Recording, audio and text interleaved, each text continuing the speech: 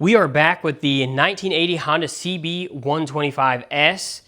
We are going to try and attempt to get this thing started today. There are a few odds and ends I've added to this thing.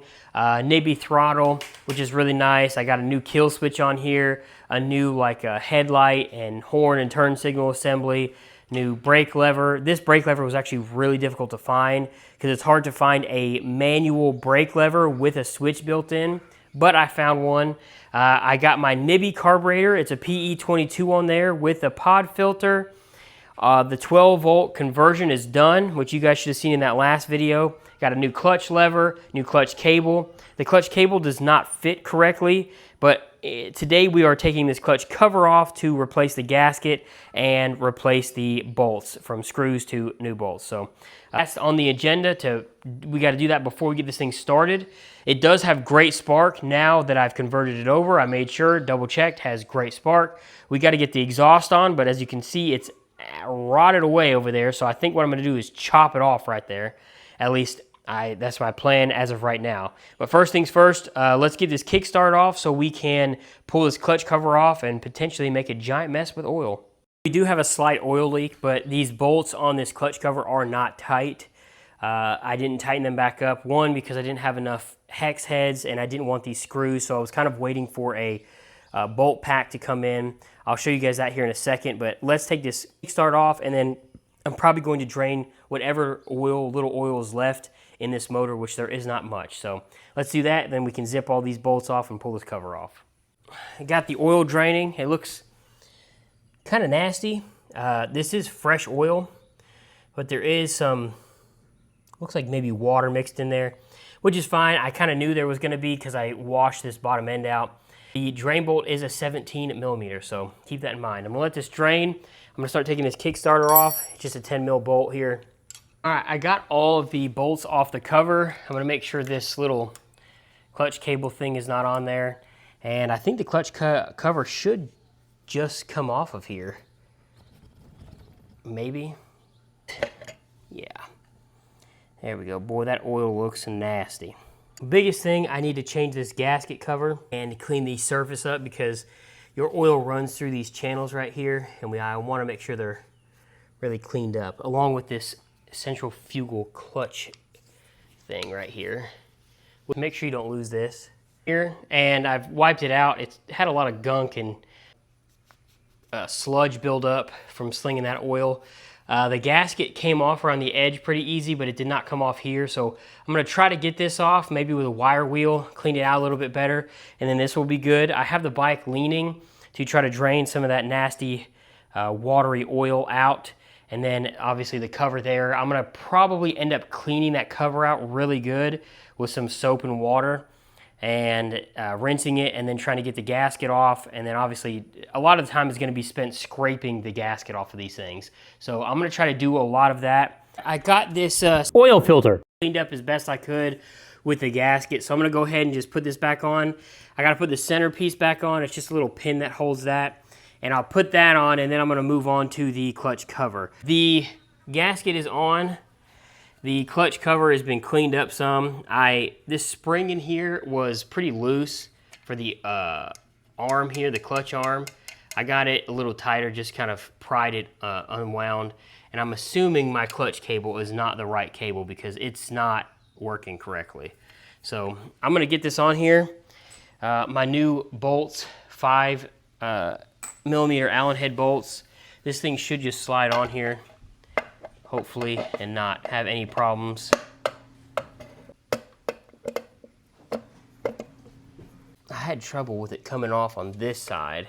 I'm gonna get a few of these things threaded in here and get my little Allen to start threading these in, and then maybe this side will suck in. Probably hand tighten them down. I'm assuming they're only gonna get like 10 foot-pounds or less because the screws, you can't really do a lot. So that's all I'm going to do on these things and call it good. My neighbor came and helped me, and we actually cut this exhaust off. We cut out all the rot, but unfortunately there's not going to be any muffling done with this thing. It's going to be basically straight piped with a cone, which, whatever. If it's loud, it's loud. I'm going to fill up the oil now. Online it says 0.8 quarts. So it's not very much. I don't know if that's accurate or not, but I'm going to put about half a quart and see where it's at on the dipstick. It's not completely level, so I'm not sure exactly how to do this because it's on these motorcycle stands, but we're just going to go for it. I mean, at most, I'm probably going to put a quart, and I might turn it over a few times by really slow with the kickstart, try to get some oil going through.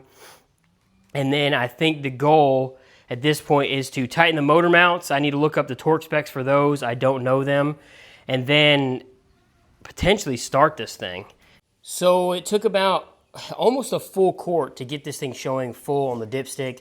Again, it is off the ground, so maybe that has something to do with it. But according to Google, the motor mounts the main two there, and I think these two are 14 to 18 pounds. I'm not sure. I'm just going to do like 15 on all of them and call it good. Unfortunately, we have a major issue with the progression of this. As I was sitting here, I literally filled this up, 2 minutes ago. I already saw drips on the ground, and I thought, well, that shouldn't be good, or that can't be good, because I tightened this up, but if you look at the case, it is cracked. So I didn't notice that when I was cleaning this, but it is cracked pretty good all the way to that bolt right there. So that really sucks. Now I'm not sure what I'm going to do. I guess I'm potentially going to drain this oil back out, and I don't know.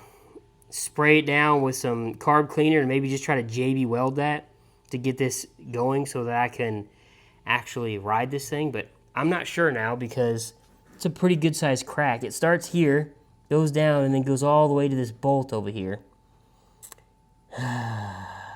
Here it is, and this is how I didn't see it. You can't really tell right here, but when you get close to the right angle, boy, there's a big old crack that goes all the way to here. So I got my trusty old JB Weld. I'm going to mix up a batch here, and then I'm going to try to smooth it out here on the inside of this case, and hopefully it works. I've cleaned the case out with soap and water, and I've sprayed it down with alcohol.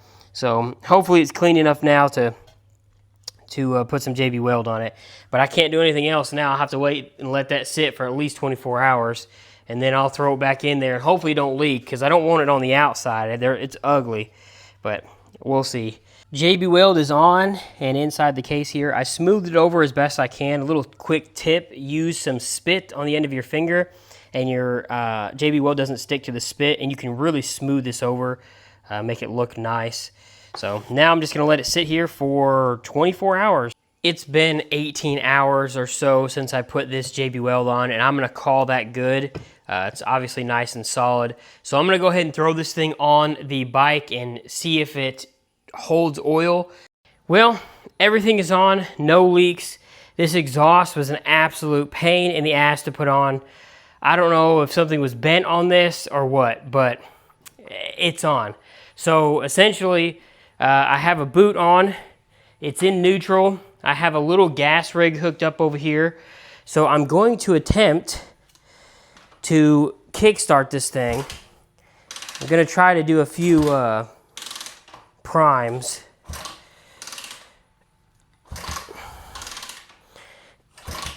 And hopefully it starts. Now the clutch and obviously nothing else works. Brakes don't work. I'm just hoping that it starts. All right, here we go. Choke is on now. Okay.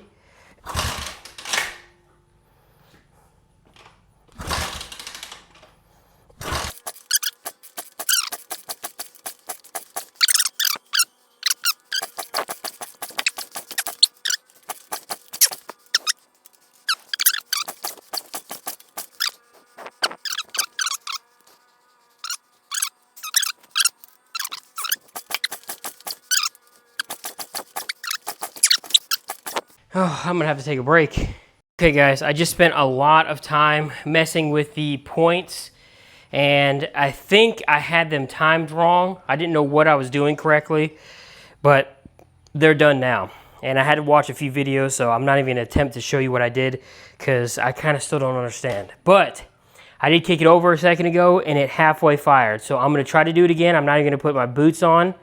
I'm really thinking this thing is just gonna fire up. So let's see. Oh, buddy.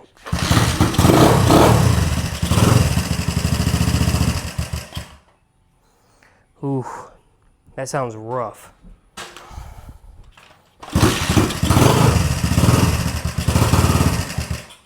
Well, they don't sound too great.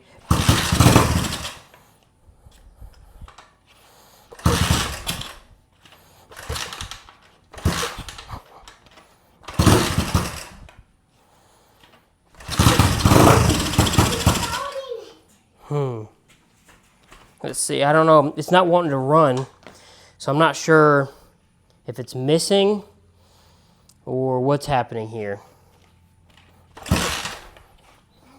I need to put my boots back on because I'm afraid this thing is gonna get me. Oh yeah, I'm gonna quit for now. But it started for a second, so in that last clip, I believe I got this thing halfway started, and since then, I've made a few discoveries. So the first one, the spark advancer, which is right there, I'll show you in a second, being completely frozen, this thing is not running correctly because the motor and it just can't keep up with the advancing of the spark, and it's backfiring, popping. It's a pain to try to start. It's just not working right. At the same time, this motor sounded absolutely terrible, and I couldn't figure out why. Something in the top end was just not sounding right. And I found out what it was last night when I started tearing this stuff apart. So what I ended up doing was ordering a new spark advancer. I found a new old stock on eBay for 35 bucks. The guy had like 3 left, so now there's only going to be 2, but it's a new old stock part. It won't be frozen and rusted like this one is. So it should spring back like it should. This one would not spring back. In the process of doing this, I was turning the motor over slowly, and you could hear this click. It's a very audible click, like literally a pen clicking. And it only happened when the motor was like about top dead center. It would click, click, click. And if you go backwards, it would do the same thing. So I decided to take this piece off to get access to the cam gear. And wouldn't you know, I looked in here, and I am extremely lucky. One of these cam gear bolts was all the way out, and I literally had maybe 2 threads left in the actual gear. How it didn't come out, it was hitting on the inside of this, as you can see the circle going around that. And I think that's part of what the click was, because the cam gear was loose, because this other bolt was also extremely loose.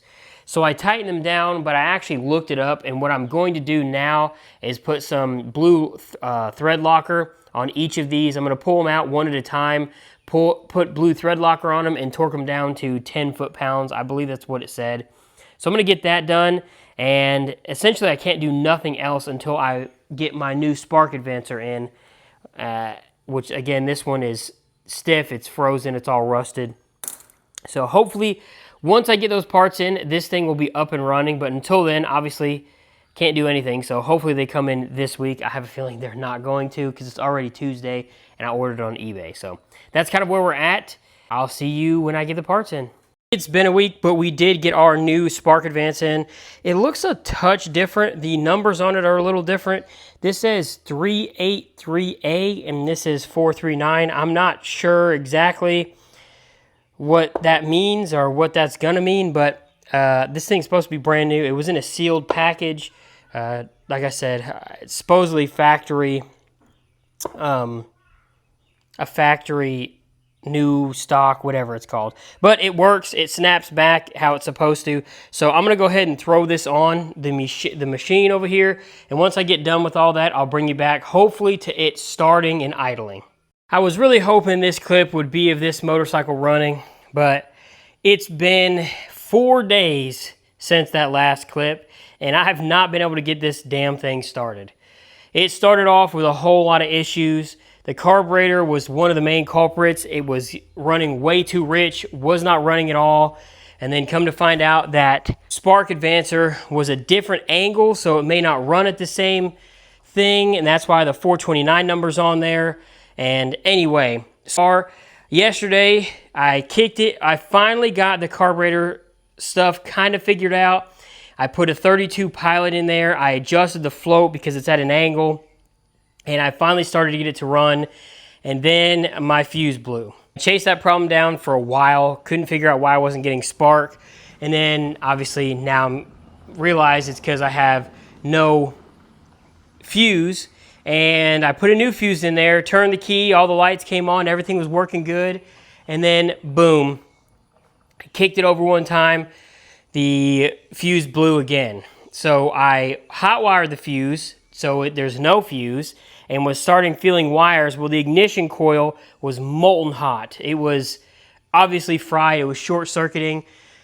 Come to find out that was the wrong ignition coil. So on the previous video, when I did the 12-volt conversion, I bought the wrong coil. I needed to find one that had 3.5 to 4.5 ohm rating, and that one had 1 ohm rating. So it was putting way too much power to the coil, causing it to overheat and melt. Unfortunately, those coils that you have to have are like a week and a half out at least from shipping. I bought it yesterday. It's not shipped yet. It probably won't ship for a couple days, and then it's snail mail, so it's going to take a while for it to get here. So I had to have this video out by Monday because I'm trying to put out one video every Monday for this entire year. That was my goal. So unfortunately, you're not going to get to see this thing start on this video, and I have some other videos that are lined up already past this one. So it's not going to be, it'll be in a couple weeks if you guys are actually following along with this thing before it starts. Sorry I'm blabbing away, but that's kind of the gist of the situation that I'm in. Also, the tank is completely nasty again. I don't understand how there's that much crud in there, but there is.